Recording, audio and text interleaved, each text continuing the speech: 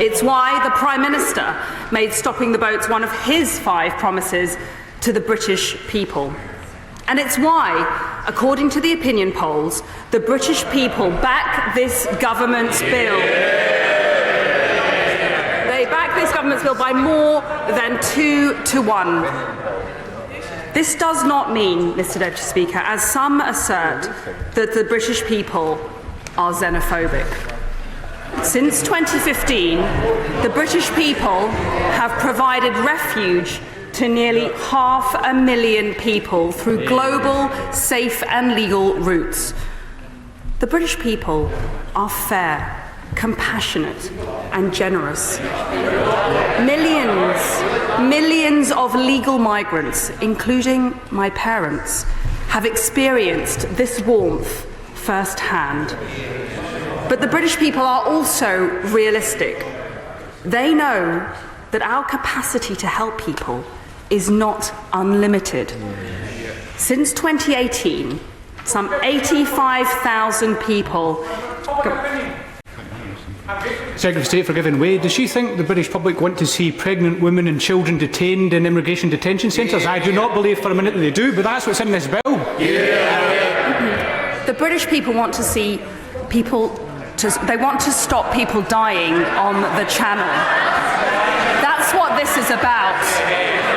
It's naive to suggest that it's lawful and appropriate to make this journey. People are dying and we need to stop it. Since 2018, some 85,000 people illegally entered the United Kingdom by small boat, 45,000 of them last year alone. They have overwhelmed our asylum system. Local authorities simply do not have the housing or the public service capacity to support everyone. The British taxpayer, to the lady. I thank the Home Secretary for giving away. I thank the Home Secretary for giving away. I thank the Home Secretary for giving way so early in her speech. Is she satisfied personally that there is enough provision for vulnerable children in the proposals that she's putting forward tonight? It's in detail, but yes, vulnerable people will be receiving appropriate safeguarding and welfare support. The British taxpayer cannot continue to fork out £6 million a day on hotels to house illegal arrivals. Now, let's be honest. The vast majority of arrivals, 74% in 2021, were adult males under the age of 40. The vast majority were not pregnant women. The vast majority were not young children. All travelled through safe countries like France, in which they could and should have first claimed asylum. Many came directly from safe countries like Albania. And when we try to remove them, they turn our generous asylum laws against us to thwart removal. This system...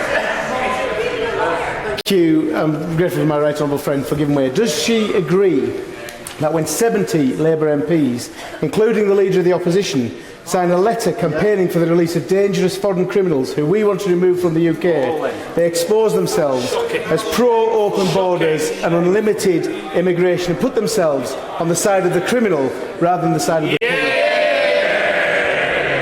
Well, my honourable friend puts it very well. What we have here is naive do-gooders who would rather campaign to prevent the removal of a foreign national offender, one of whom went on to tragically kill another, than vote in favour of our measures that would have toughened up the sanctions on foreign national offenders. I'm going to make some progress.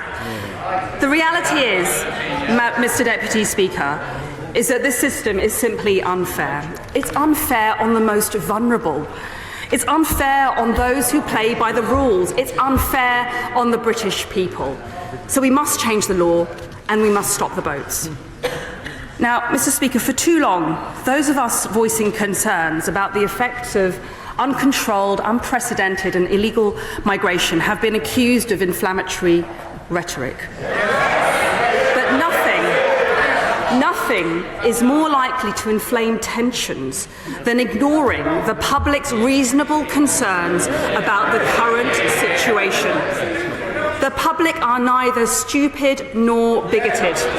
They can see firsthand the impact on their communities, and it's irresponsible to suggest otherwise. And speaking of acting responsibly, Mr. Deputy Speaker, I want to put something on the record.